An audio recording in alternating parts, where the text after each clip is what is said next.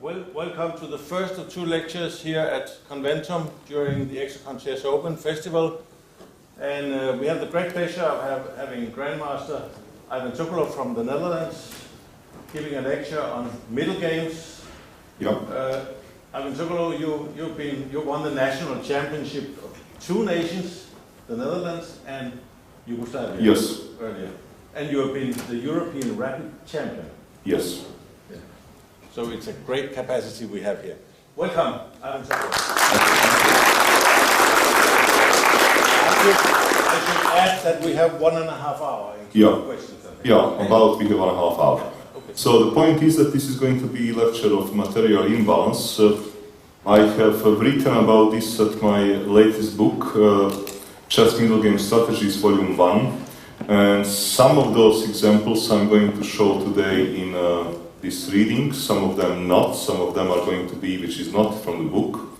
So this book is going to be on sale during this tournament and I will be also signing it, so if anybody wants to buy, okay, you should contact this bookshop. I think there is only one in this tournament. This lecture we are going to, have something like in two parts. It will be something like 40 minutes, then it will be like 5-minute break, like toilet or smoke, and then another 40 minutes and some questions, so it should be in a total up to 1.5 hours. Material imbalance is, I think, the most difficult part of chess. Well, why? Because you have to somehow judge the situation based on particular moment. It is quite difficult to give a set of rules. Material imbalance is by judging who is better in some particular position. It is mostly related to coordination of the pieces on the board. And actually this coordination, this imbalance, well, the person that is better able to judge coordination of his pieces or his opponent pieces is more likely to win the game. Now, material imbalance can come as a product of different things, and I am going to try to show a number of those here. It can come as a natural flow of play, or it can be sometimes imposed. Let's say that the player does not like his position, and then he would like to actually cause material imbalance in order to change the run of play, to kind of try to get, let's say, some critical moments in the position to increase the stakes in a game. Or player maybe wants to choose for material imbalance in order to avoid the draw, in order to improve his winning chances. I will start with material imbalance, which has to do with the queen. And both of those examples are going to be connected, are going to be in my book. Also, material imbalance can be positionally based, simply positional sacrifice, which is also material imbalance. You give something and you get something. The imbalance that you get something are some squares, which would be, let's say, seen in a book, in a game between Petrosian and Rashkovsky, and this is going to come in my new book. It should be published about the end of this year. Or material imbalance can be about a time, which, for example, you would see in a game between Aryalov and Wojtaszek. But let's start with the material imbalance related to a queen sacrifice. See, okay, it seems to be doing good. Okay, this is one variation of Grunfeld, so-called Russian variation of a Grunfeld. And in this Russian variation of a Grunfeld, A6 is called Hungarian variation. Here knight c6 is not often played. Most of the time is played move c5. It's theoretical main line. But knight c6. And here white has three different moves. He has tried d5, bishop e3, or the text. The text actually leads to material imbalance. Bishop e6 takes. Not forced. But queen c2, knight d5, it was seen in practice black was having a decent game. So now white is going to go for material imbalance. He will give a queen, but he is going to capture some pieces. He would also lose some pawns in the process. So let's see, white takes, takes bishop, black collects pawn, take, and castle. Okay, this is position, let's say, of our interest. What do we have here is material imbalance related to a queen. One side, in this case black, is having material advantage. Because if we start counting by the basic scale, okay, queen is, let's say, worth 9, at least this is what they say in books. It is now, the other side is having 3 pieces, which are also worth 9, and black is having an extra 2 pawns. So actually you may argue that black is having a very sizable material advantage. 2 extra pawns, for, you may argue, nothing, because there are no any kind of immediate threats. What we are actually also going to see here is that 3 pieces, most of the time in this particular position, coordinate better than, let's say, rook and 2 pieces, which is not necessarily very logical. Because, okay, rook and 2 pieces is obviously more material. If we can try to draw here some rules, then I would say that in this particular position that we would see from the practice, what white should try to do is to coordinate his pieces and not to be in the rush to win material. Black in his case should try, if he can, to actually push his pawns. Because the further he pushes his pawns, let's say e pawn and f pawn, the more space he takes. The more space he takes, it becomes more difficult to coordinate those 3 pieces and to cause some damage. We have here some interesting examples. One example played by, in the last Olympiad in Baku, played by Salgado as a black, one of the best Spanish players. And actually 2 interesting examples played by Jan Timman, who first played this position with the black, and he won, and later he played the same position with white, much better than his opponent and some other people, because he understood the position, he analyzed it well. Computer is not very helpful in this particular case. Computer simply thinks that black is better.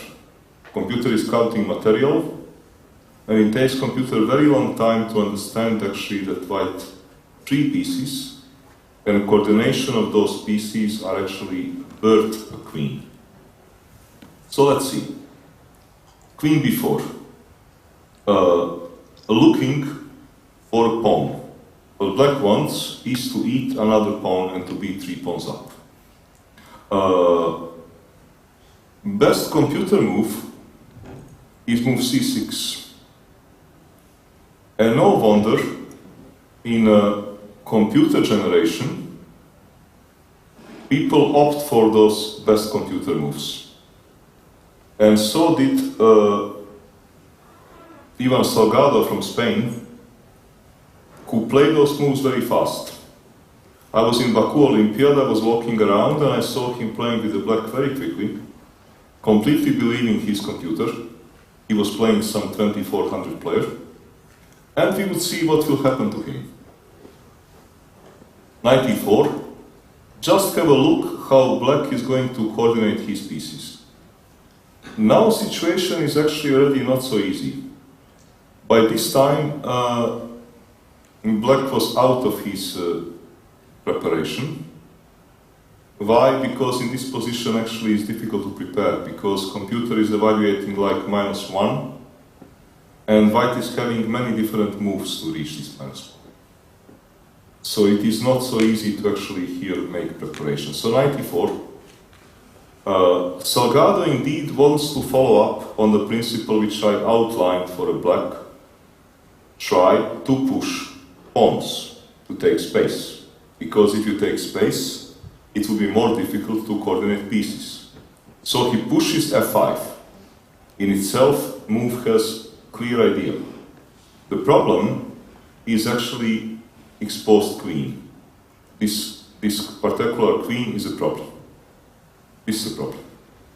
And we are going to actually see that due to direct tactical play, black is going to get into trouble here. Rook d1.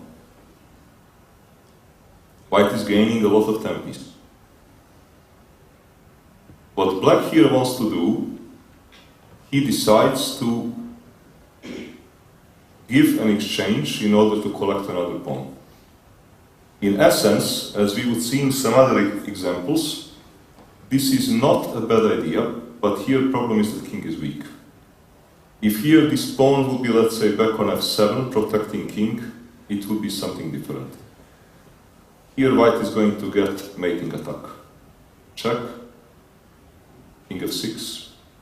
Okay, king g8, the problem is this. Bishops are controlling very well back rank.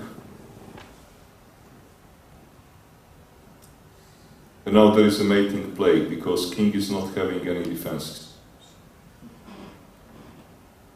There are no defenders around king. And now it is simply black needs to give a queen because there is a mating threat. You cannot play king g8 obviously because of a check. And here white is having bishop or two pawns and white should gradually win this position. In the game happened king f6. Now this king is cut out. By this time, of course, Salgado understood that his computer preparation has horribly misled him. And now we have a king chase.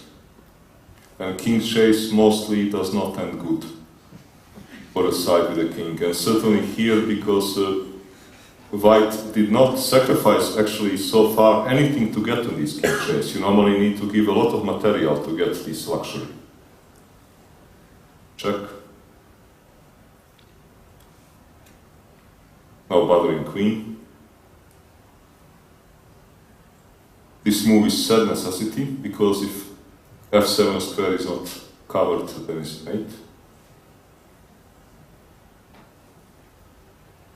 Rook e7, push. And this sad story finished for black here, resigned. I guess that he didn't want to see something like this.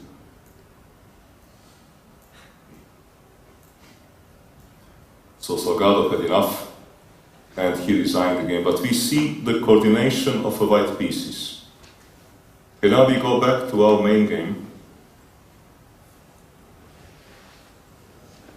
The move queen b4 has been played. Actually, queen b4 is a more human move. Because you run away with the queen from bishop e3 tempi. And okay, you want to eat this pawn in the process. I mean, pawn is a pawn. Why not to eat it in the process if you can? Bishop f3. Good move, improving the bishop. Queen b3. Now we have here important question. Black collected another pawn, so black is actually now 3 pawns up on the language of a basic scale. So there is some logic for white to collect a rook on a8 to minimize the material difference. So does it make a sense to collect rook on a8? Because it is logical in a way. Okay, take a rook. And after he takes, all right, at least now you have rook and 2 pieces versus queen and 3 pawns, so your material deficit is smaller. In this particular position, it doesn't make actually sense. Because the problem is that for black is that here actually he's not playing on establishing material equilibrium in this position of material imbalance. He's playing on trying to make the maximum use of his pieces. Bishop a8 was indeed played in a first game where the game was played. It was game played in a super tournament in Weichensee between Paul van der Sterren, a Dutch grandmaster whose name probably means little to you now because he quit chess a long time ago, but at some stage he was a world championship candidate. And black was Jan Timman playing in this tournament. Rook a8, bishop e3. So you may argue that white did a good job. He collected exchange, he's coordinating his pieces, but actually light square bishop is quite important in disturbing a black queen. And now black is simply going to follow the rule on pushing his pawns. And at some stage black will take space and white will not be able to coordinate his pieces. Black will win this game, Timman will win this game very easy. Let's see, push, rook on a file, push the pawn. h3, okay, h3 is sensible move because white is going to lift his rooks, so he wants to make sure that he doesn't need to think about some kind of stupid mating threats. Now comes e5, take space. And courageously eat another pawn. Now black is carrying many pawns. Bishop g5, trying to create a mating net. Rook a6. Rook d6. White will be happy to make a draw. Rook c6. Correctly keeping this rook and covering f6. Rook c1 will come as a mistake here. Okay, white has a logic. He wants to eliminate the rook because this rook on c6 is defender of f6 square. So he thinks if he eliminates this rook, he's going to get a better chance, he's getting to black king. So there is a clear logic behind it. What is the problem is that actually once the rooks are traded, this a pawn is going also to run very fast. A pawn is more or less going to be a queen. Probably rook b1 was the best move. With simple idea to keep the rooks so that this pawn cannot actually run so fast. He traded rooks, and now comes very intelligent move by black. He played here move h6. Check, king h7. Why is h6 clever move? It is clever move because of move which is to come. Rook d1, hoping to get a mating net. Let's suppose that you push a pawn, and okay, I also want to push my pawn. You want to push your pawn, and I want to try to mate your pawn. And if you want to escape, I can't lock up your king. And an extra queen is not going to be of a massive help stopping a mate on h8. But the problem is that why was h6 actually a very good move? Because here comes g5. And now we see the absence of a light square bishop. Without a light square bishop, this king is walking out comfortably on the light squares. There are no mating threats. And this pawn is unstoppably queen. f3, push, and white side. So this was quite impressive win. Later on, obviously, Timman, he analyzed this game, and he understood that actually a victory in his game is not a product of a brilliant opening play, because he understood that actually this material imbalanced position that white could play much better. Playing much better by not being greedy to take material, but actually trying to do the maximum he can to improve his pieces coordination. And this is what he did. He played move rook a3. Queen c4. Knight d5, trying to improve pieces. Not being bothered at all by hanging rook on a8. Rook e3. Look how white is coordinating his pieces nicely. He wants to play move b3 and bishop e2, e6, b3 hitting a queen, queen d4, rook e2. Now we have interesting situation. How to save a queen on d4?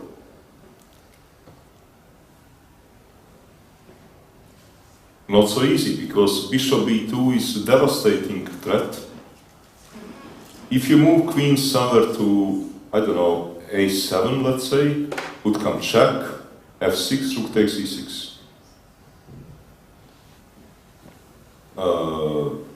You cannot move king because knight e7, bishop b2. So how to save a queen? Move f6 doesn't save anything because bishop b2 check, queen moves, rook takes e6. Anybody has an idea how to save queen?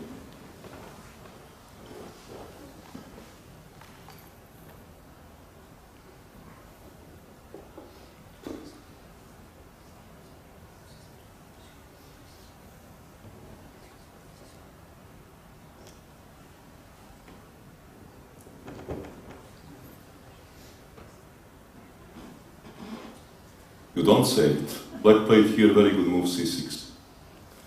What he wants to do, he wants to actually do the transformation of material imbalance. This is what we often have in this complex position like this one. That you are having now queen versus three pieces, but this can change. White could, for example, take a rook on a8, so it will be rook and two pieces versus queen. And here we can, in the case of bishop b2, we would have transformation of material imbalance. Would happen queen b2, rook b2, c takes d5, and all of a sudden we have material imbalance bishop versus three pawns. This position is likely a draw, because only thing which black needs to do to achieve a draw, he has to eliminate queen side, trade those two pawns for white one pawn. Because then, based on this pawn chain, black is holding a draw. White is also not helping that he is having a blind bishop. It is a light square bishop and potential promotion square is black. So c6 is a good move. But white is not greedy to take a pawn, to take a queen, to rebalance it. Here, of course, question is how is white supposed to play? This is a bit of a question here. For example, knight e7 is a quite attractive move. Queen d6 takes. You already collected one pawn. Rook c8. Knight e5. Dima is using his pieces potential. Check. Bishop g5. And here we have again the situation that those three pieces are actually coordinating so well that it is a reasonable idea for black to give exchange.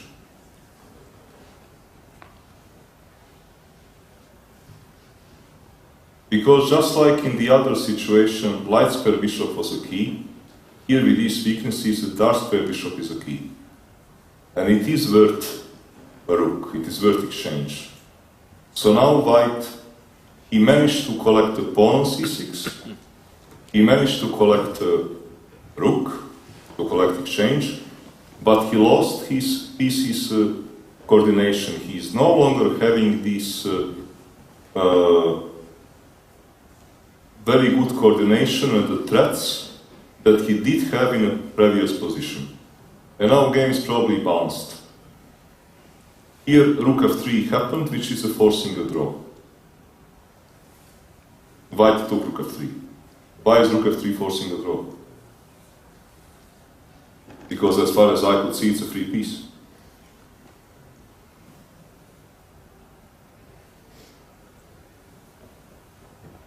Did Timan blunder a piece on f3?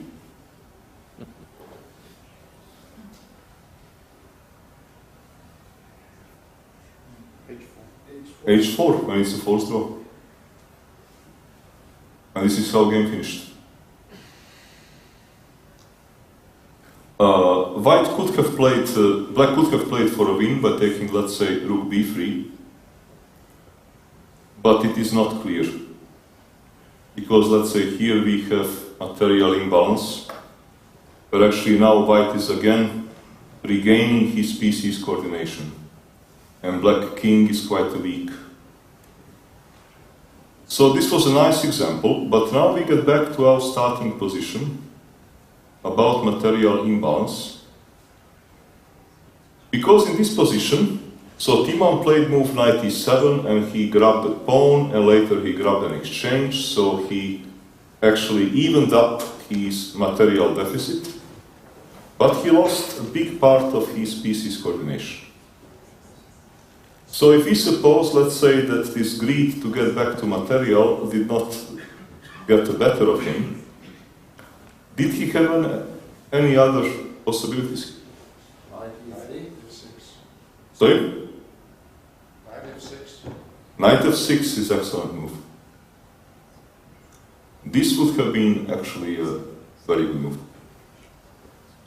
Continuing in a style of not being interested to regain immediate material, but on increasing his pressure with the pieces.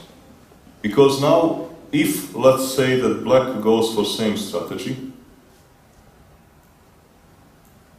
to go into material imbalance position, 3 pawns versus bishop. Now it's not the same situation because c6 pawn is not on d5. So now this is a weak pawn, and we are likely going to get 4 pawns versus bishop and 3 pawns instead of actually having this extra pawn on d5. And this can no longer be qualified as an easy draw. So it will be something quite different. If let's say if moves like queen d3 takes. Now, for example, white is not having immediate kill, but he's having a very dominant diagonal. Of course, he should not be in a hurry by any means to collect this rook on f8, because this is what black wants.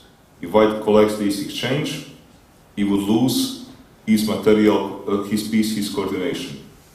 Computer, for example, takes a very long time to understand this position, because he thinks for a very long time that the best what white can do is to make a forced draw by perpetual.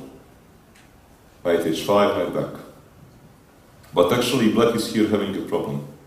Problem is that even though he has all 4 pawns, his bishop and knight are dominating the situation, and let's say black is in a very big trouble here.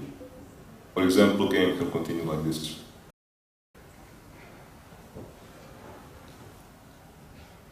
Queen is also a permanent problem.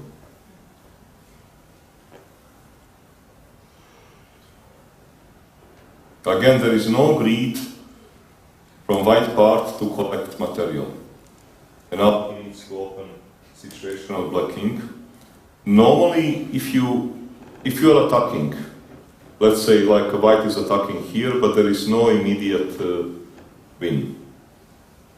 But then what usually helps in such a situation, this is to remove the pawn defenses around the opponent king, and this is what move like h4 is aiming.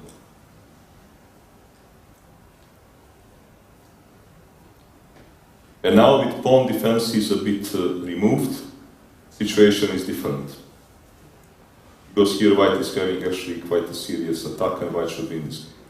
For example, by cutting a black king, white already has a big threat. What is white's threat here? Just to check that nobody is sleeping. Let's say I give you a move. Let's say black does something stupid. I give you a move. What is your threat? Yeah, mate in 2. Yes.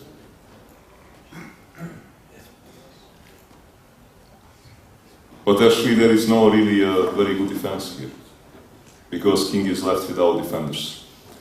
So this is one example of where coordination of pieces is actually more important than greed to try to even up the material.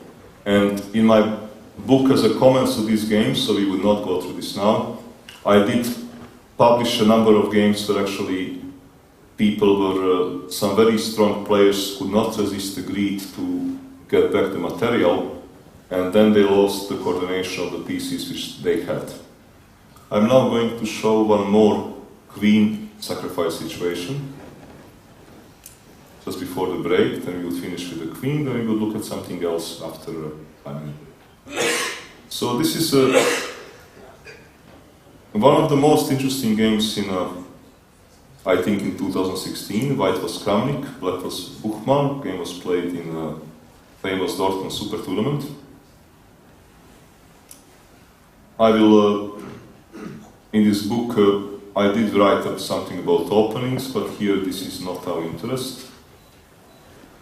Due to the theme and the lack of time, we would focus to material imbalance position with queen involved. Bishop e3, b6. Push. So both sides are supposed to be playing on a different part of the board. Castles. What white is here preparing? White is preparing a thematic sacrifice. For example, if c4, then white can do one of the most thematic sacrifices in chess. And h5 next move and rushing attack. So black doesn't want that. Obviously he plays move f5. Kramnik plays g4. He wants to remove these pawn defenses to open his bishop. Comes c4. Okay, this is a moment of a decision. White is having many promising moves. He can sacrifice bishop on f5 and take with a knight on d5. He can take by pawn. He can even move a bishop to e2 or f1 and just play this kind of position. Because then if you take, I can jump to g4. I mean to g5, and then if take, pawn takes back, h5 is open. So many options. Even move knight g5, for example, is option. Just to ignore everything and try to play for attack. Though after c takes d3, it is not really that clear.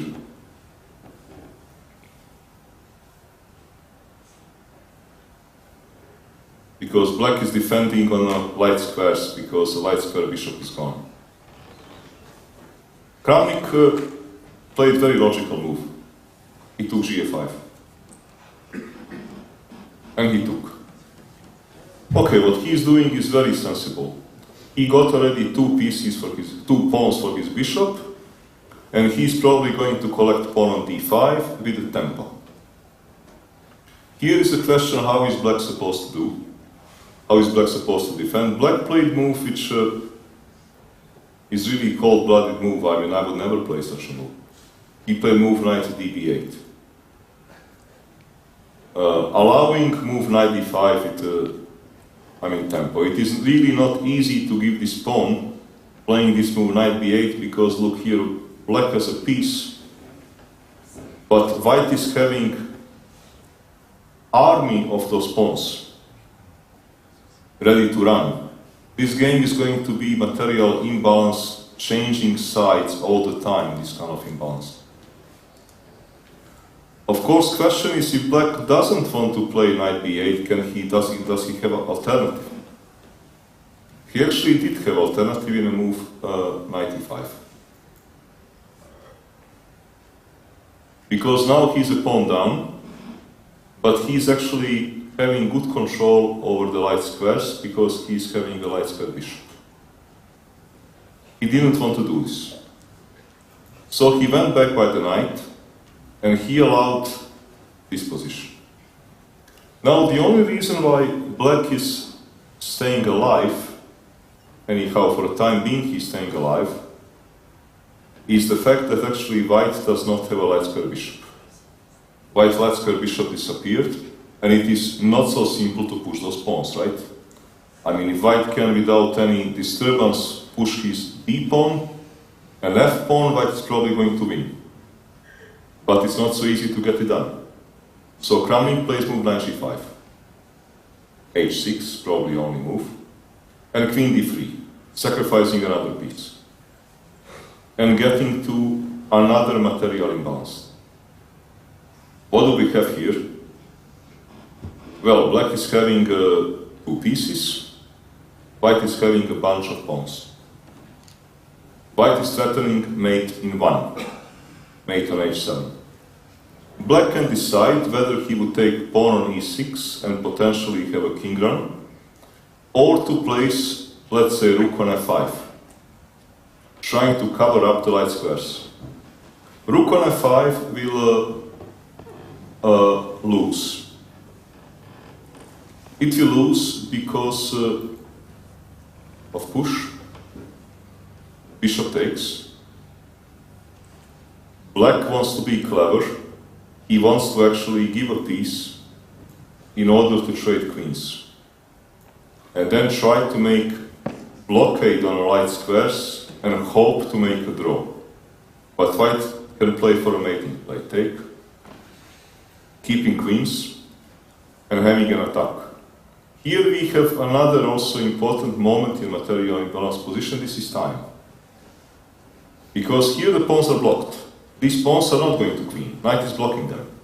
But king is in a mating net, and black does not get the time to organize his defenses. Okay, queen takes pawn, which is sensible move. Check. Rook f8. Check. Very important move. Takes. Check. Now seems like that white is doing everything very well. But how to mate? Again, the problem is that white does not have a light square bishop, and he needs actually to mate. Black has 2 knights versus 4 pawns. Black is having a light square control. If black can a little bit organize himself, he's probably going to survive. How does white kill him? Yeah? G6. Okay, you're a clever guy. How many points you have? 2. Oh, you should have more. G6. Because now there is no convenient way to take.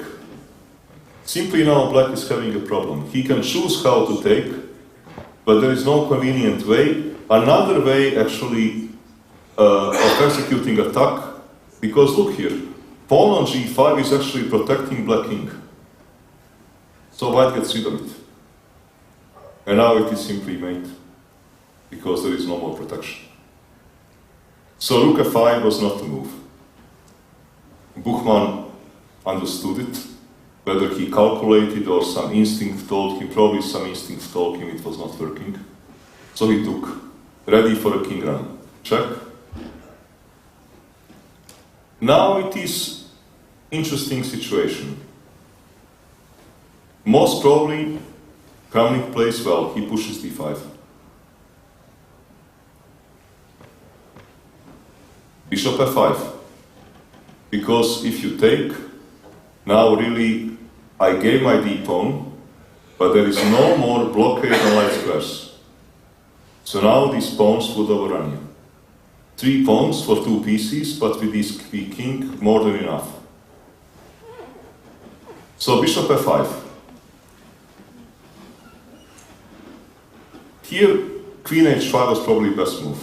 Kramnik gave check. Because he got something very clear in mind. Queen h5 was a smart move, and now black would be in a very bad shape. Simply by those 2 pawns are controlling too many squares, and black is going to lose 1 piece for sure. After he loses 1 piece for 1 pawn, then it would be material balance, 3 pawns versus piece, and the attack is still continuing. But Kramnik wants to give check. Why he gives check? Because he wants to eat this pawn. He thinks, let's eat this pawn, king is now out, this knight can never get out. Was it a smart decision?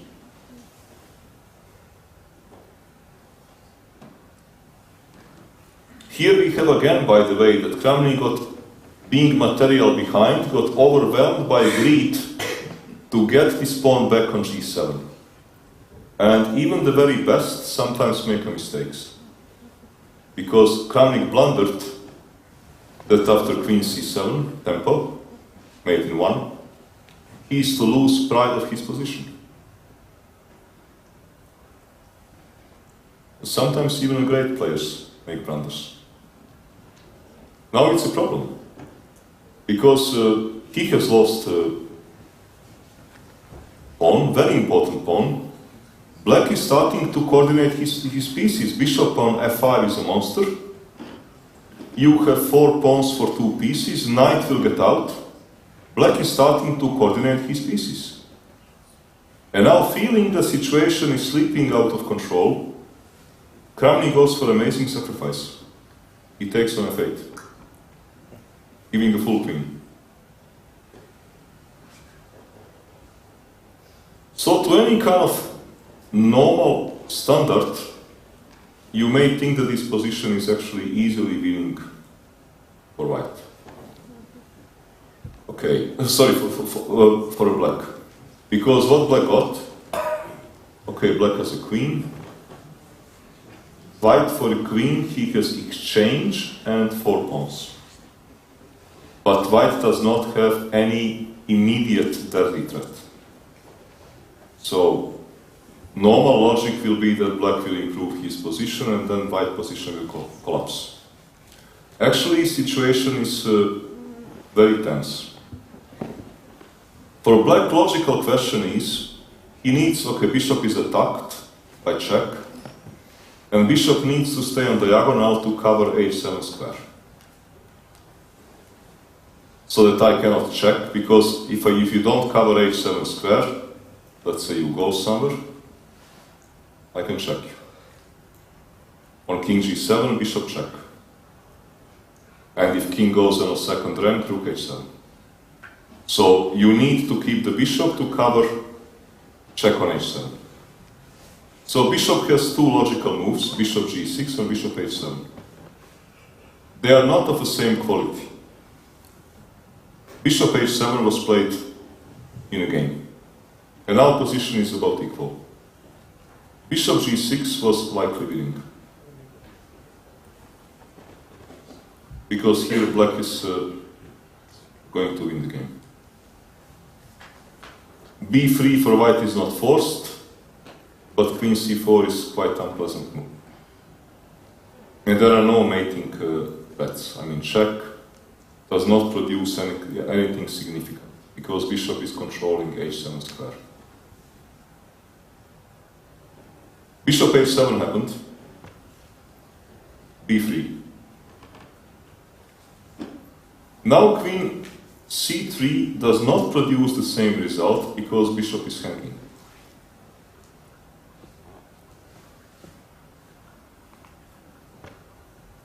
Check. And now bishop is hanging. So it is not the same. In this particular position, what is the problem? The problem is actually that this knight and the rook, they cannot get out of the box. So white improves his position and he wins. But my question to you is, why does a white win? Can't I improve my position? You give me check, I play knight f8, after all I'm a piece up.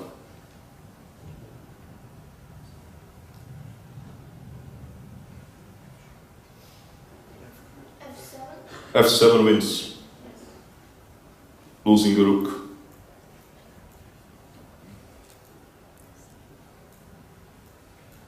So actually black problem is that he is tied up. He simply cannot solve those pins and the bad position of his king.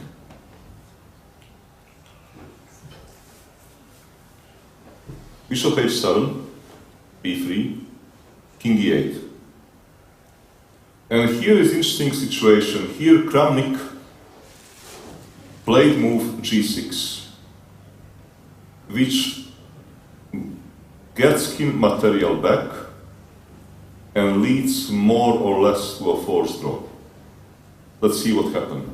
Takes, check, push, threat is mate in 1, so you need to take.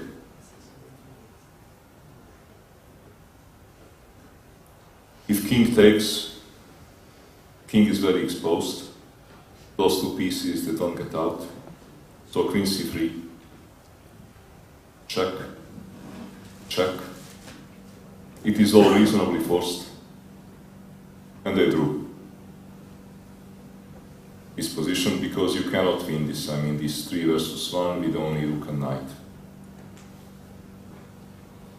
But now we have again, if the desire to even up the material score did not get actually the better of Kramnik, he could have here continued to play for a positional compensation even though he is a queen down.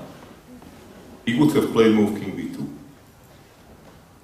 And after logical move bishop d5 to hit rook, he gets here amazing move c4. Being ready to give exchange, another exchange in order to get 4 running pawns. Move c4 of course is very difficult. I do not think that human can find it easy. Computer of course can find it. But this is very difficult move. Just playing for a space with all these pawns, and the fact that black lacks coordination, he cannot develop so easy, and king is badly placed. And this extra queen does not mean very much. So takes, check, and now we get quite interesting position. Now we have material imbalance here. Material imbalance is that one guy is having 4 pawns, the other guy is having rook. Pawns are not immediately queening. King e6, king d6. Takes, takes. But now push, we are just in time. And actually, if somebody is fighting here for a draw, it is black.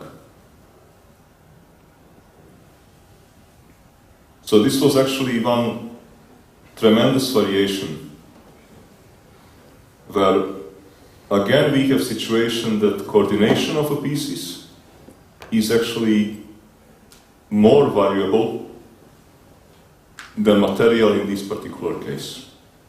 So those were actually kind of quite good examples, both of them connected to a queen. And all the difference in balances that has to do with queen. What you can see in both games is that material imbalance connected to this queen actually keeps on changing, because you started in one game with queen versus 3 pieces, but then it could be queen versus rook and 2 pieces, or it could be piece versus 3 pawns. Here, this material balance was changing as well. Was queen versus exchange. Actually, first was a piece sacrifice, then another piece sacrifice. So one side had 2 pawns, the other guy had one side had 2 pieces, the other side had 4 pawns. Then was queen versus exchange, to be able also to finish in 4 pawns versus rook. In order to end, let's say,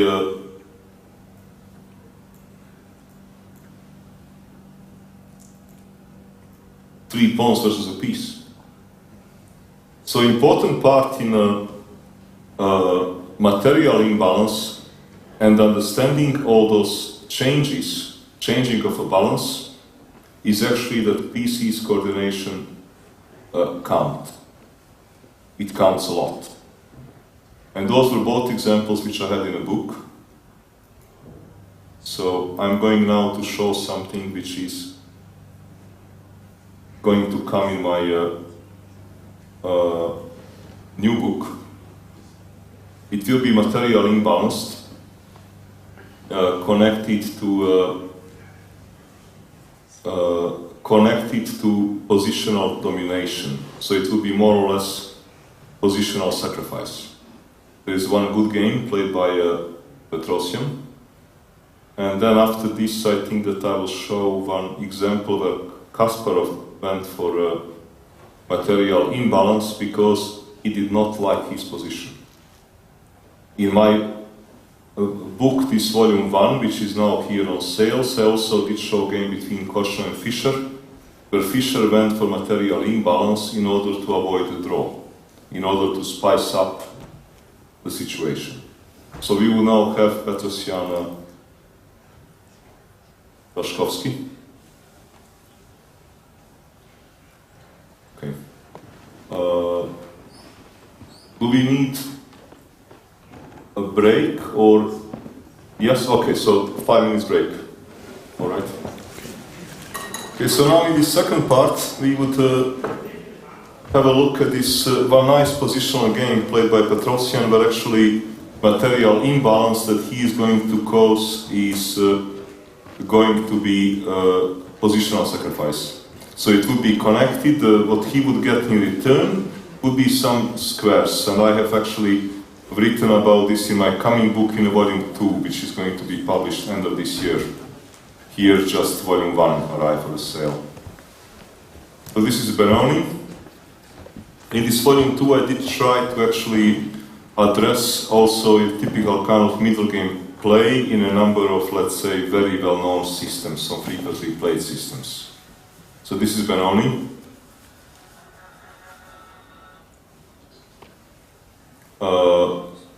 Bishop g4 is here also played, but white can also start, for example, with move knight d2, would come to the same position.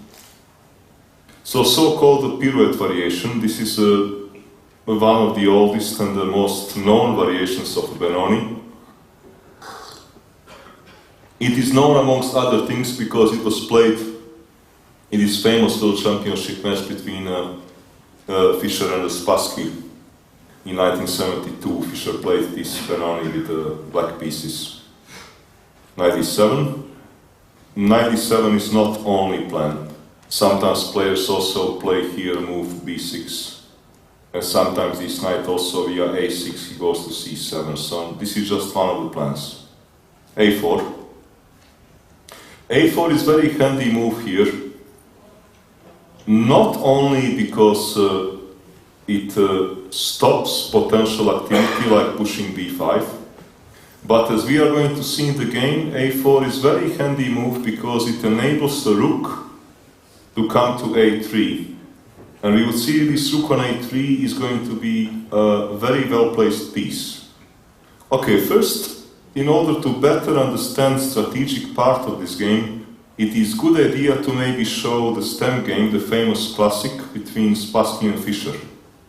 Spassky played move queen c2 with the direct idea to liberate this knight to be able to jump to c4 to release the knight from a defensive role of defending pawn on e4. So queen c2, and here Fischer played move knight h5, which was at that time revolutionary move, allowing white to damage his pawn structure, but collecting bishop pair and making this bishop strong. Here a4 is the best move, transposing to type of play which Petrosyan did. Being surprised by a novelty, Spassky did not react well. He played here move knight c4, and after knight e5, knight g4, he's forced to take, improving the pawn structure of black. And actually black has excellent game. Queen came to g6 and Fischer went on to win the game. Later on, people understood that actually Spassky was trading the wrong knight. That what he needs to do in this position is to play knight d1, to trade this knight for knight on e5 and not knight from d2. Why? Because knight from c3 is having problem getting to c4, which is very important square. But if you do this, if you trade the right knight, the knight from d2 goes immediately to c4. And this is basically something which is very good for white. So Petrosyan did similar thing, but just a bit different move order. He played here move a4. Now knight h5 will lose a pawn, so knight e5 first. Here he played rook a3. Petrosyan is improving his rook and position in general, and he is delaying a queen move. So that actually black does not have free hands to execute on a Fischer plan. b6, and now he played move queen c2. Black jumped, following on Fischer idea. And here comes this very nice move, knight d1. Why is knight d1 here a good move? Because it looks, after bishop a6, like a very stupid. Right? I mean, rook is attacked. If knight was on c3, you would have here move knight b5. You don't have this move knight b5 because, okay, your rook is hit. If you play some move like rook e1, you're not really helping yourself because would come, let's say, move like f5 maybe. And if you take knight can jump, there are back rank problems. So it looks like knight e1 looks like completely idiotic move. But Petrosyan had very deep idea in mind. This knight from c3 is willing to hit weak square on f5. And he goes for material imbalance, sacrificing an exchange. Going for a positional sacrifice. This rook is now doing a swing, king is a problem, and actually knight is going to come to e3, and white is going to start generating threats versus a black king. Price that the white paid for is an exchange.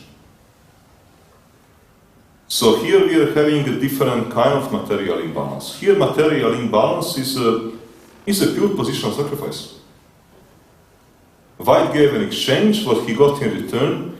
He got in return one very big square. Sorry. Square f5.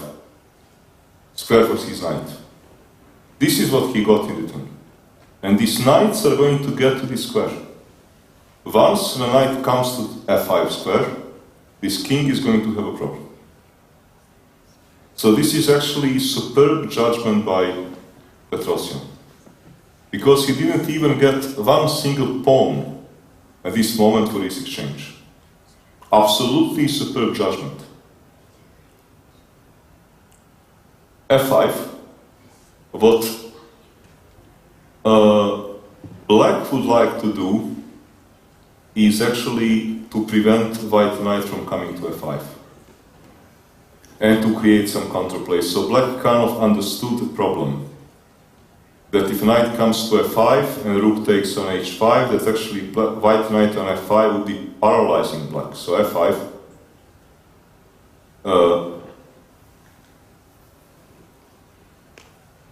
would have been, I think, is a computer proposal, and he didn't do it. But now I don't understand. Moment. Why would these moves disappear? Can anybody explain this to me? Rook h3. Yes, he didn't push f5. f5 is, for example, a computer proposal. Actually, engines are nowadays getting very intelligent. The kind of engine understands that knight on f5 will be devastating force. And then is willing to give a pawn for the sake of taking the square away and trying to fight like this. Black in the game pushed b5, trying to get as quick play as possible on a queen side. White is ignoring black. This was actually possible. And now let's say push move like b6 and then play move knight e3. But Petrosyan, he does not really care at this moment about queen side. He thinks that battle will be decided on the other side of the board. Okay, now we have this knight which is very dominant, and the king is a problem.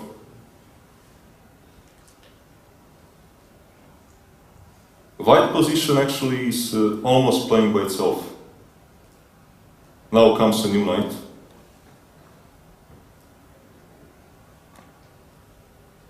Hoping to get some counterplay. Comes queen d2. Willing to remove this knight, get with queen on h6 and try to mate. Here probably queen a6 was a better defensive resource, but position is difficult. Why is position difficult? Because the biggest problem for black is that he doesn't have a clear threats. And white does have a threat. Now this king is removed from any pins. White wants to jump knight g4 and try to mate. Not many pieces around black king. He played queen b3, jump. And here Petrosian played a quiet move, king g2. And this is a move which I like very much, because, for example, computer engine indicates that knight e6 is the best move.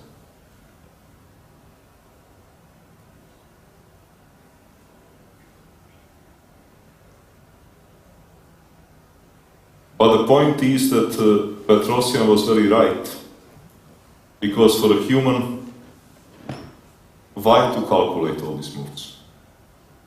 This is now a typical situation where you see experienced world champion deciding that the moments of calculation have basically passed.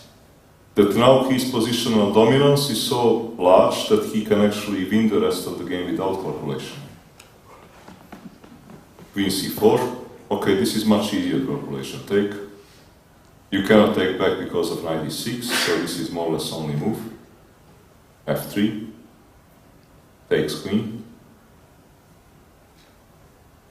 Here white is having a large material advantage, queen and knight versus two rooks, but also king is still a problem. Nothing is solved. Dark squares are still a problem. At the same time, black resigned.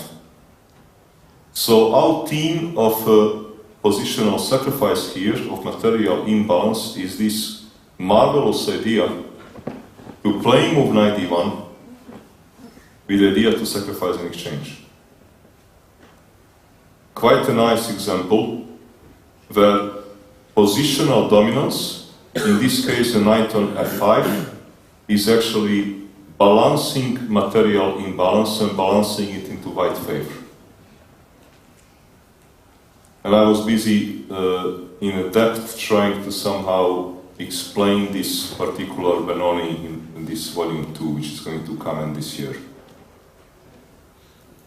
And now what we are going to do, as the last example of this reading, by the way, game between Elyanov and Wojtaszek in Vajkanze, which, okay, we don't have time to go through today, is excellent example of material imbalance where time was a factor. But actually both of the sides were kind of ready to sacrifice important pawns at some stage because time was a factor. And this was a fantastic game, finished as a draw. One of the best games of 2017, definitely, which I encourage people to analyze. Okay, we will now go back to classic game between Belyavsky and Kasparov, Moscow, 1981. This was before Kasparov candidates matches, because Kasparov qualified for World Championship candidates, I think in Interzonal in 1982. And then he will beat Belyavsky in the match, and he will beat Smyslov, he will beat Korchnoi, ultimately he will play Karpov in 1984. And the first match will be stopped, and then Kasparov will become a champion later. So this is a super tournament in Moscow, 1981. Young Kasparov was at that time playing only King's Indian. Semish variation was very popular at the time.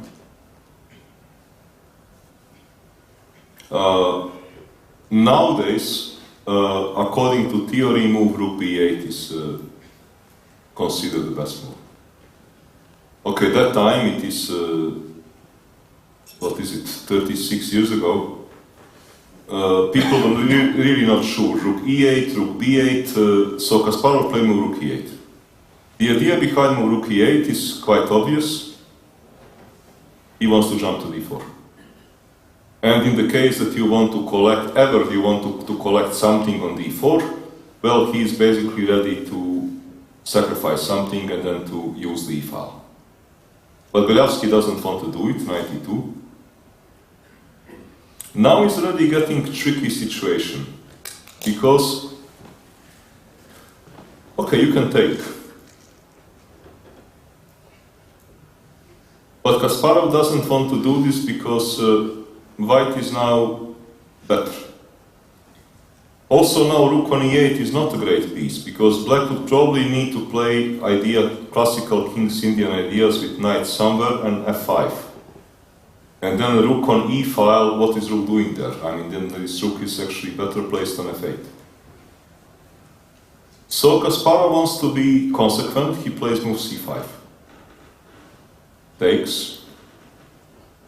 Now again, the consequent idea to sacrifice a pawn and to use the rook on e-file, unfortunately leads to inferior position.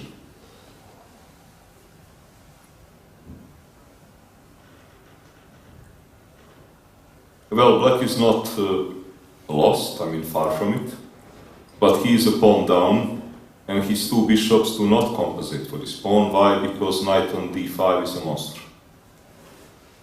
So a very likely scenario is that you would trade his bishop for his knight, and we would have two opposite colors bishop, white being a pawn up, and black suffering for a very long time. This is the most logical scenario. So Kasparov takes by knight. But taking by knight is having some other problem, knight e5. And here we have interesting situation. Black is getting passive position. For example, move like bishop e6 is possible.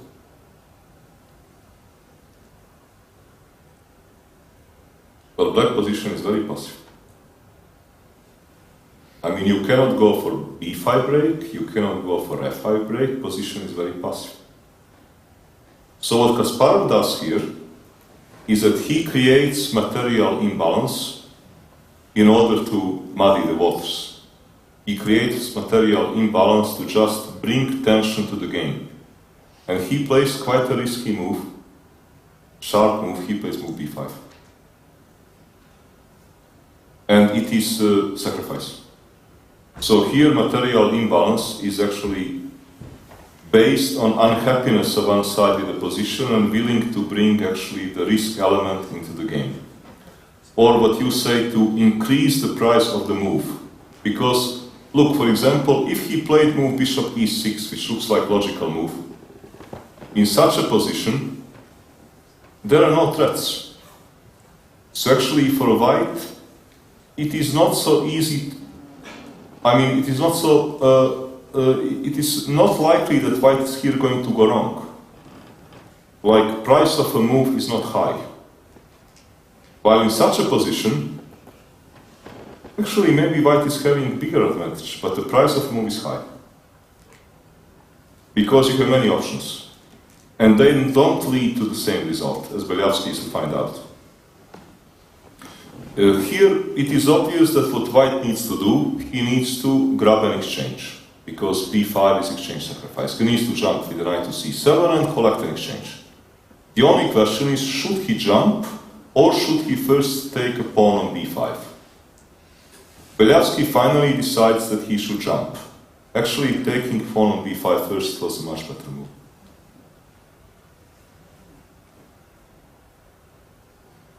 And it would be very difficult for Kasparov to prove something substantial.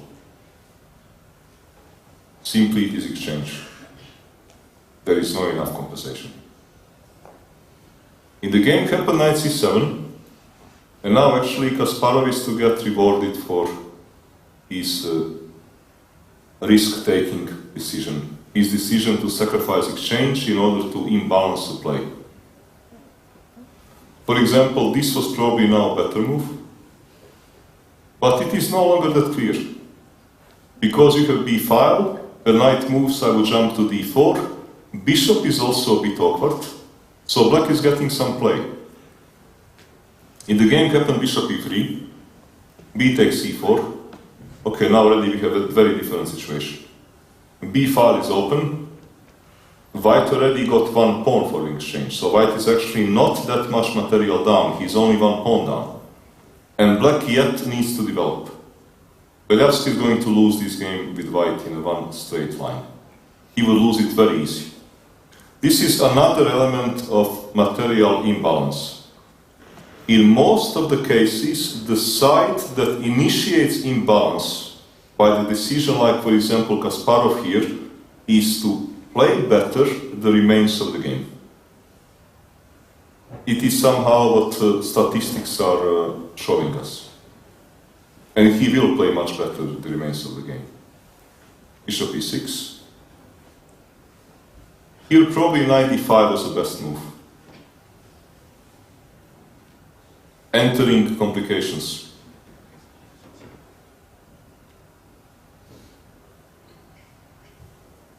Probably likely draw. But those are not easy complications. You don't play move like, look, if white was refusing to take on b5 because he wanted the clarity, and he took a part of a lesser resistance, which was knight c7, which was not smart, then in such a situation, he would rather play move bishop e2, because knight e5 is not looking for a clarity. You don't open this monster bishop so easy and give this pawn on b2 with your king on e1. This is not a natural human decision. So he plays bishop e2, he wants to castle.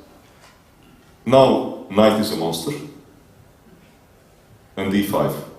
Opening the position, this bishop is well supporting a knight. Because you can never collect a pawn, there would come big knight jump.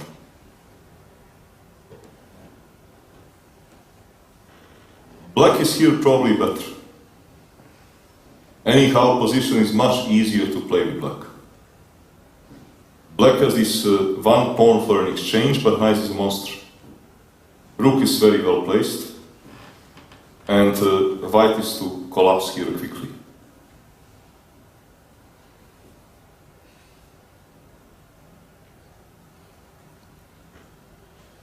Here, white gets quite an unfortunate plan to push f4. His idea is if he pushes f4 to destabilize this knight, but actually he locks up his own bishop.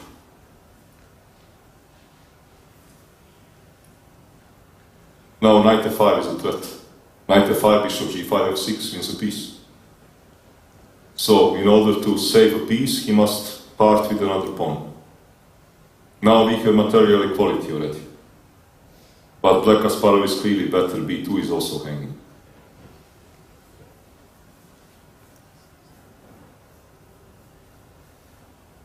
And finally, bishop is lost after all.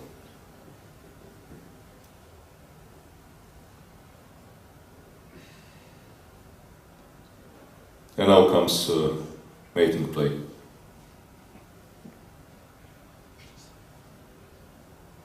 And black resigned. So this is something which is important. If you are suffering in a kind of difficult position, and have the possibility to take a small risk to try to change the run of play and to try to change the psychological balance between the two opponents, it is normally advisable thing to do this. Person who was extremely good at this was Korshner. Kasparov was also good at this, and statistics show that this normally serves you right. So I think this is what we were to do today. We have now like 5-6 minutes. Any kind of questions?